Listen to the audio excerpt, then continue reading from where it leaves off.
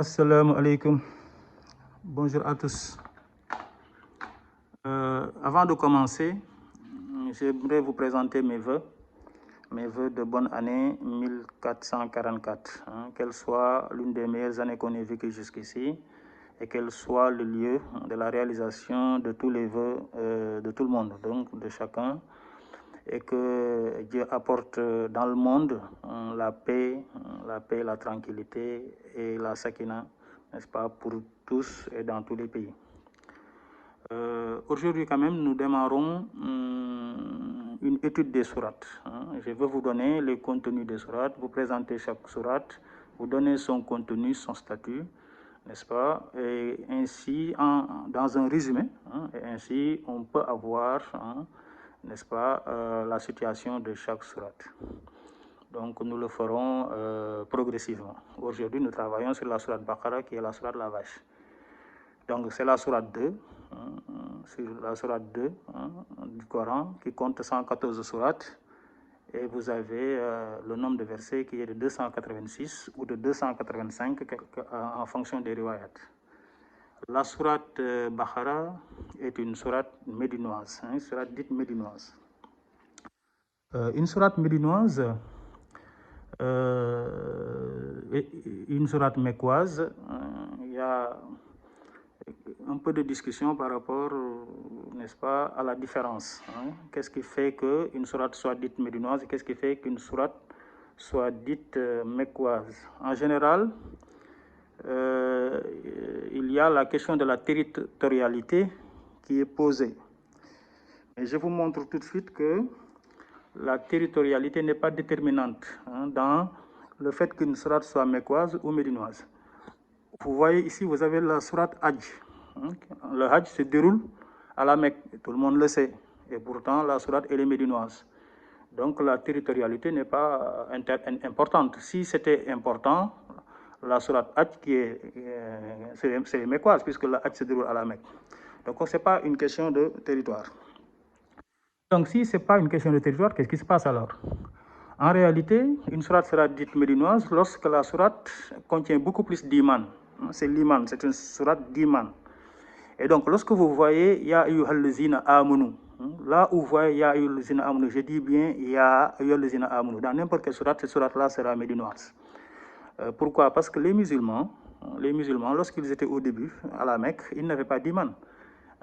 Ils ont eu l'iman. Lorsqu'ils ont eu l'iman, à la fin donc, de la 13e année, ils sont partis à Médine. Et c'est à Médine, n'est-ce pas, que l'iman se déploie. Et donc, tout ce qui vient donc après l'Hégire, donc, sera médinoise. Que ça soit à la Mecque ou ailleurs. C'est ça qui détermine. De toutes les façons, je vous donnerai pour chaque sourate que nous allons faire, ce qui fait dans la sourate que la sourate soit dite médinoise ou mécoise, puisque Ya ayyuhallazina amanu ne vient pas dans toutes les sourates, disons, médinoises. Vous aurez des sourates qui sont médinoises et où il n'y aura pas Ya ayyuhallazina amanu, mais je vous dirai, dans ce cas-là, ce qui fonde justement le statut médinois de cette sourate. Inch'Allah. Bien, on continue.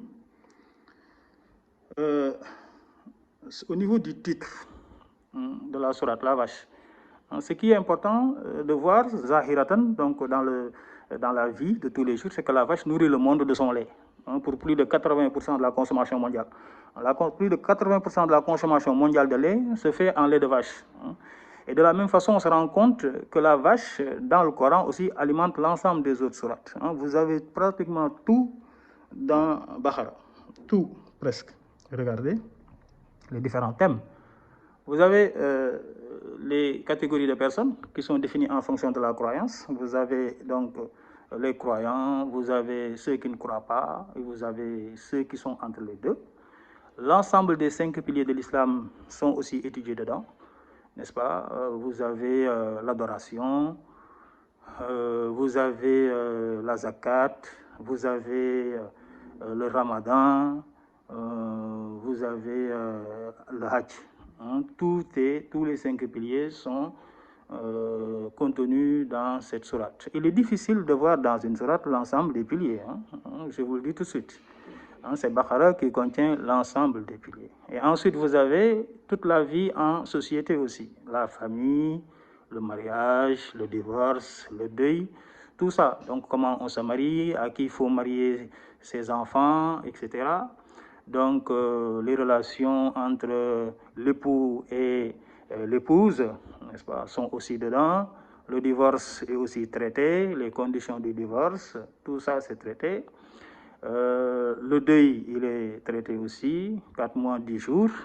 Donc après le deuil, la femme peut se remarier, dans quelles conditions, tout ça c'est défini, n'est-ce pas, au niveau de cette sourate. Vous avez le haram et le halal, tout ce qui est interdit à manger par exemple, donc le porc, donc ce qui n'a pas été tué au nom de Dieu.